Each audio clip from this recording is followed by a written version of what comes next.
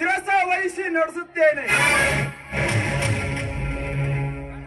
ಅಂದು ಸಿಂಧೂರ ಲಕ್ಷ್ಮಣನ ಅಳಿಗೆ ತನ್ನಯ್ಯ ನರಸ ಮಾತು ಕೊಟ್ಟು ನಡೆಸಿದಂತೆ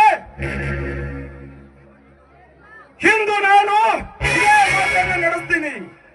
ಬಡವರಿಗೆ ಬಂಧುವಾಗಿ, ಧರ್ಮದ ಸಿಂಧುವಾಗಿ,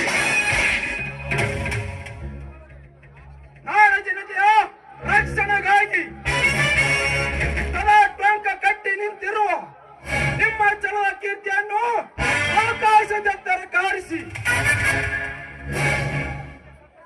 ನಿತ್ಯ ಸತ್ಯದ ತಲೆ ಮೇಲೆ ಕಾಲಿಟ್ಟು ಮೆರೆಯುತ್ತಿರುವ ರೌಡಿಗಳಿಗೆ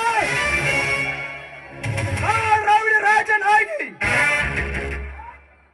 ಬಡ ಜನರ ಮಾನ ಪ್ರಾಣ ಶೀಲ ಸುಂದರನ ತಂದೆಯಾಗಿ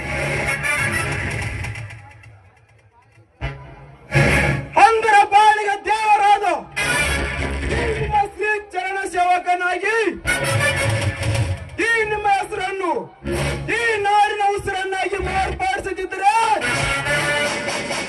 ನಾನು ನಿಮ್ಮಳೆಯ ಬೀರನೇ ಅಲ್ಲ.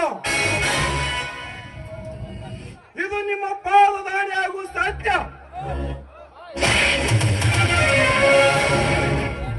ಇದ್ದೇಳು ಬೀರ, ಇದ್ದೇಳು. ಸಂತೋಷ ಬೀರ.